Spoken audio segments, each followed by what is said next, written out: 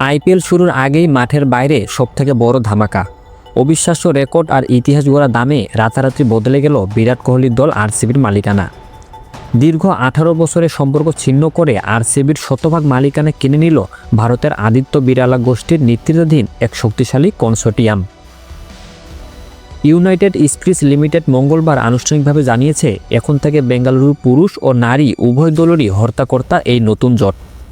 এই শক্তিশালী কনসোর্টিয়াম বিড়লা গ্রুপের সাথে হাত মিলেছে আমেরিকান ইনভেস্টর ডেভিড ব্লিটজার, ব্ল্যাকস্টোন এবং ভারতের নামী প্রতিষ্ঠান টাইমস গোষ্ঠী।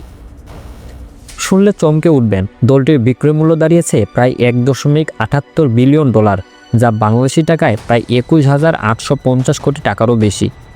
2026 সালের আইপিএল আসর শেষ হওয়ার পর আনুষ্ঠানিকভাবে দলের সব দায়িত্ব বুঝে নেবে এর নতুন মালিকপক্ষ।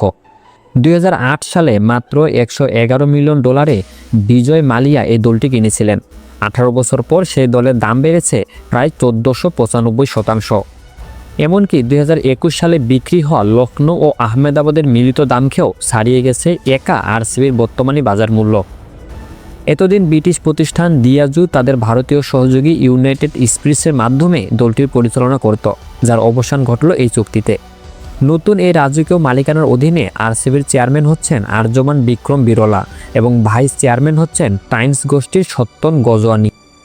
শুধু আরসিবি নয়, একই দিনে রাজস্থান রয়্যালসের মালিকানাও বিক্রি হয়েছে 15,285 কোটি টাকায়, যা আইপিএলকে নিয়ে গেছে এক ভিন্ন উচ্চতায়।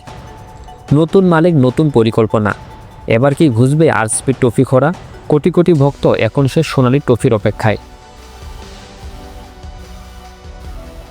আরসিবির এই রেকর্ড মূল্যে বিক্রি হওয়া প্রমাণ করে আইপিএল এখন আর কেবল ক্রিকেট টুর্নামেন্ট নেই, এটি একটি বৈশ্বিক বাণিজ্যিক ব্র্যান্ড। আদিত্য বিড়লা গ্রুপ এবং আমেরিকান ইনভেস্টরদের এই জোট দলের ফিনান্সিয়াল পাওয়ার অনেক গুণ বাড়িয়ে দেবে। বিশেষ করে আর্যমান বিক্রম বিড়লা নিজে একজন ক্রিকেটার হওয়ায় দলের ক্রিকেটীয় সিদ্ধান্তে ইতিবাচক প্রভাব পড়তে পারে। তবে ভক্তদের মনে একটাই প্রশ্ন, মালিকানা বদলালে কি দলের ভাগ্য বদলাবে? ট্রফি কি আসবে বেঙ্গালুরুতে? এই বিশাল বিনিয়োগের পর এখন মাঠের পারফরমেন্সের উপর চাপ আরও বাড়বে।